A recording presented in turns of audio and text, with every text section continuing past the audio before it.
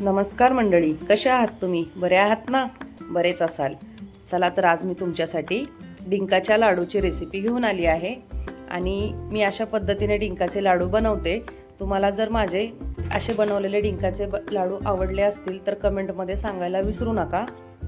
चला तर आपण आता रेसिपीला सुरुवात करूयात.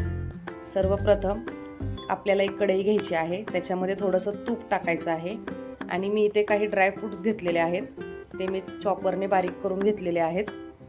बघू शकता तुम्ही. या ड्रायफ्रूटमध्ये काजू, बदाम आणि पिस्ता हे तीनच ड्रायफ्रूट घेतलेले आहेत. हे छान हलक्या हाताने तुपावरती छान भाजून घ्या. त्याच्यानंतर ते बाजूला काढा आणि त्याच कढईमध्ये आपल्याला अजून थोडंसं जास्त तूप घालायचं आहे आणि आपल्याला डिंक छान तळून घ्यायचं आहे. याच्यामध्ये कसं आहे ना मंडळी, तुम्ही डिंक जेवढा जास्त घालाल तेवढे आपले लाडू पण छान होतात आणि शरीरासाठी डिंक पण खूप चांगला आहे. बघू शकता आपला डिंक छान फुललेला आहे. आता डिंक पण बाजूला काढून घेऊयात आणि त्याच कढईमध्ये आपण खिसलेलं खोबरं टाकून आपल्याला खोबरं पण छान भाजून घ्यायचं आहे. खोबरं जास्त भाजायचं नाही, अगदी गॅस बारीक करून हलक्या हाताने आपल्याला खोबरं भाजून घ्यायचं आहे. कारण खोबरं जास्त भाजलं की मग लाडूला कडवट वास येतो.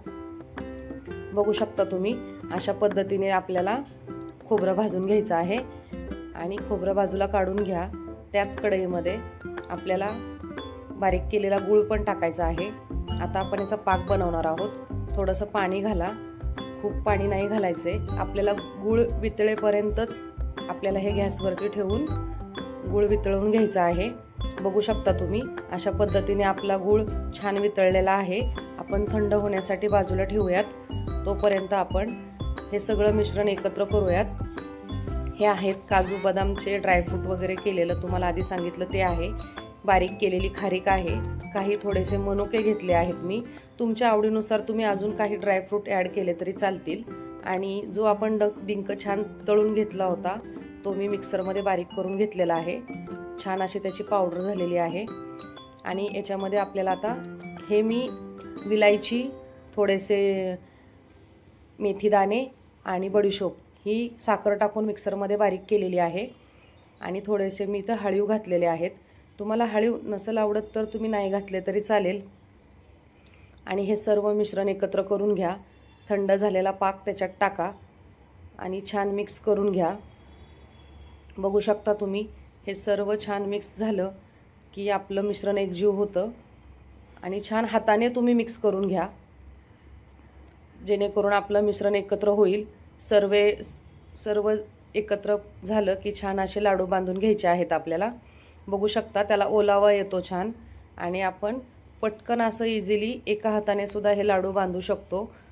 मुलांना घरात किंवा मोठ्यांसाठी पण हे लाडू खरंच खूप छान आहेत.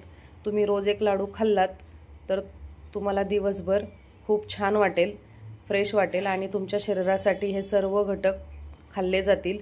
तर तुम्ही हे लाडू नक्की ट्राय करा.